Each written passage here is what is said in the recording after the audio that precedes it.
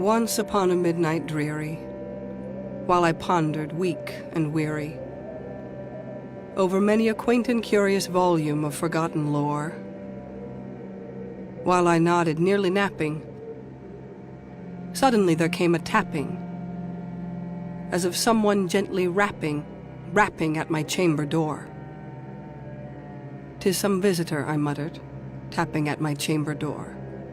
"Only this and nothing more."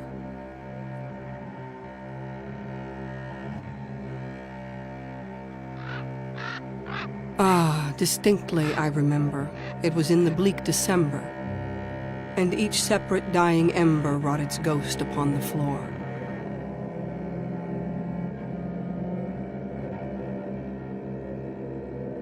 Eagerly I wished the morrow, vainly I had sought to borrow from my books surcease of sorrow, sorrow for the lost Lenore, for the rare and radiant maiden whom the angels name Lenore, nameless here forevermore.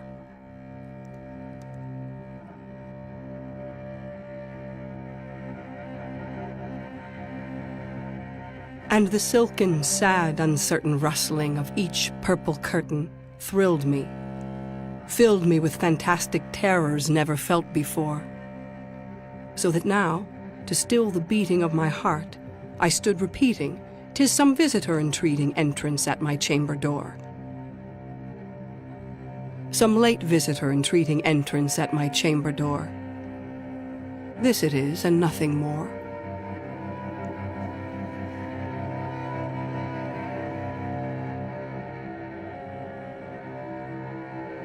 Presently my soul grew stronger, hesitating then no longer.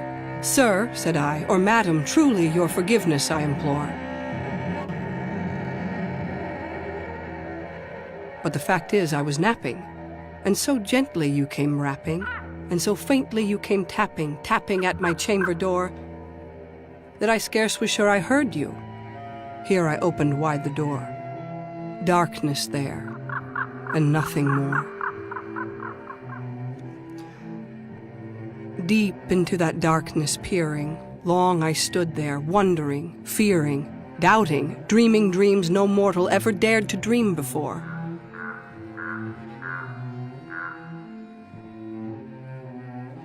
But the silence was unbroken, and the stillness gave no token. And the only word there spoken was the whispered word, "Lenore." This I whispered, and an echo murmured back the word, "Lenore." Merely this and nothing more.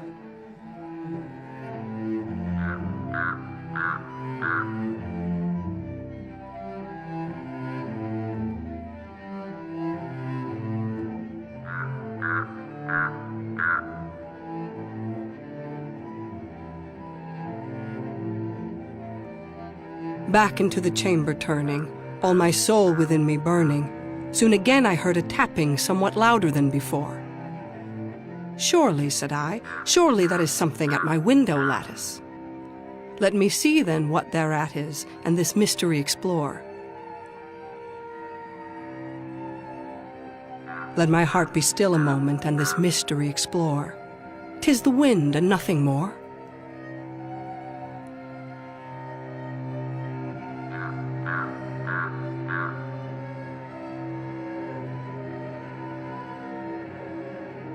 Open here I flung the shutter, when, with many a flirt and flutter, in there stepped a stately raven of the saintly days of yore.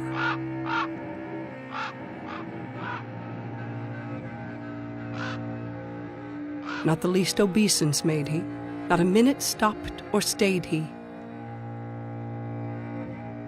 but, with mien of lord or lady, perched above my chamber door, perched upon a bust of Pallas just above my chamber door, perched and sat, and nothing more. Then this ebony bird beguiling my sad fancy into smiling, by the grave and stern decorum of the countenance it wore, Though thy crest be shorn and shaven, thou, I said, art sure no craven, ghastly, grim, and ancient raven wandering from the nightly shore.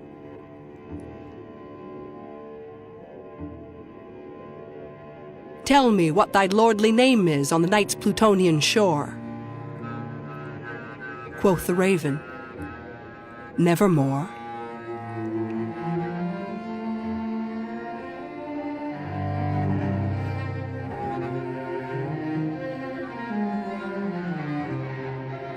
Much I marveled this ungainly fowl, to hear discourse so plainly, though its answer little meaning, little relevancy bore.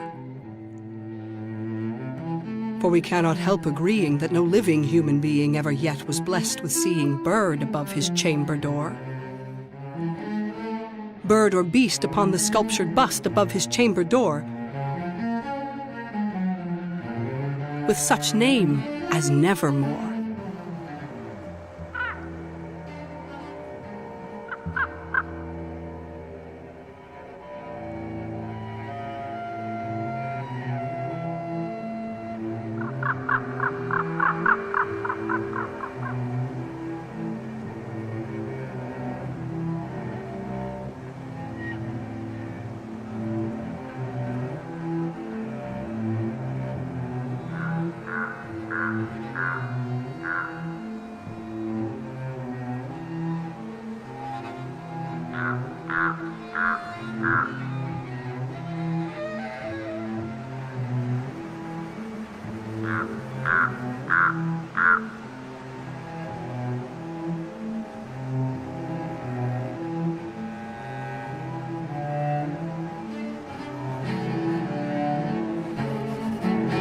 But the raven, sitting lonely on the placid bust, spoke only that one word, as if his soul in that one word he did outpour.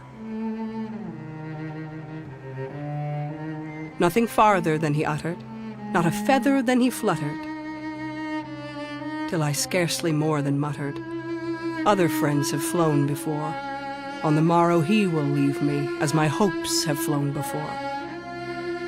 Then the bird said, nevermore.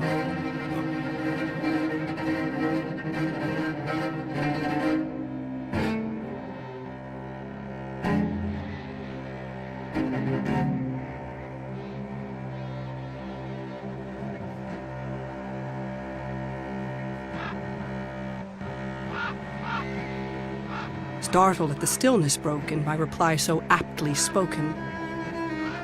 Doubtless, said I, what it utters is its only stock and store, caught from some unhappy master, whom unmerciful disaster followed fast and followed faster, till his songs one burden bore, till the dirges of his hope that melancholy burden bore, of never, nevermore. But the raven, still beguiling all my fancy into smiling, straight I wheeled a cushion seat in front of bird and bust and door. Then, upon the velvet sinking, I betook myself to linking fancy unto fancy, thinking what this ominous bird of yore, what this grim, ungainly, ghastly, gaunt, and ominous bird of yore meant in croaking nevermore.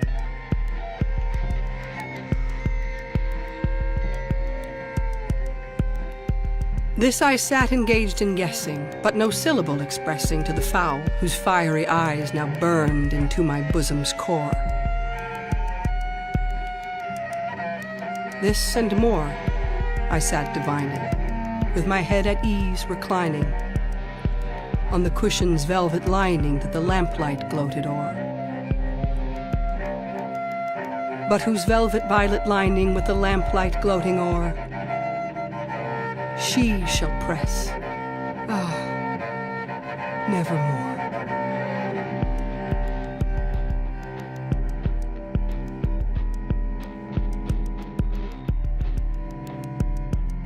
Then, methought, the air grew denser, perfumed from an unseen censer swung by seraphim, whose footfalls tinkled on the tufted floor. Wretch, I cried, Thy God hath lent thee, by these angels he hath sent thee respite, respite and nepenthe from thy memories of Lenore. Quaff, oh quaff this kind nepenthe, and forget this lost Lenore. Quoth the raven, nevermore.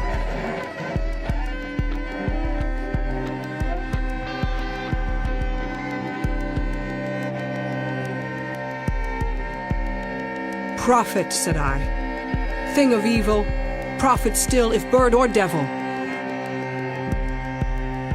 Whether tempter sent or whether tempest tossed thee here ashore, desolate yet all undaunted, on this desert land enchanted, on this home by horror haunted, tell me truly, I implore, is there balm in Gilead? Tell me, I implore. Quoth the raven, nevermore.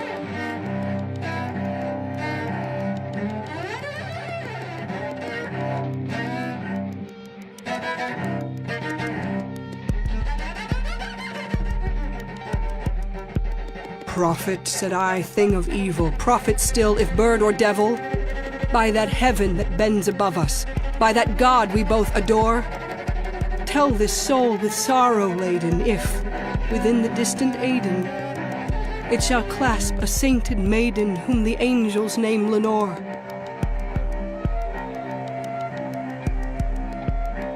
Clasp a rare and radiant maiden whom the angels name Lenore.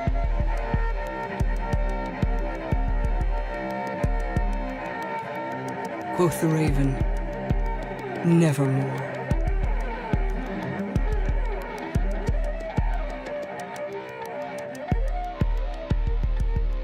Be that word our sign of parting, bird or fiend, I shrieked, upstarting.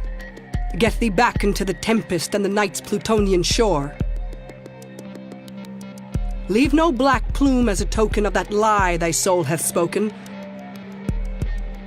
Leave my loneliness unbroken.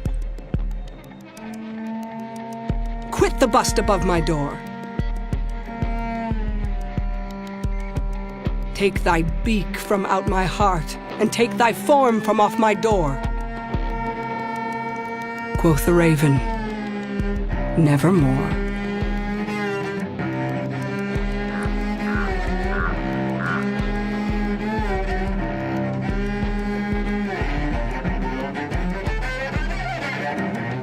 And the raven, never flitting, still is sitting, still is sitting on the pallid bust of Pallas just above my chamber door.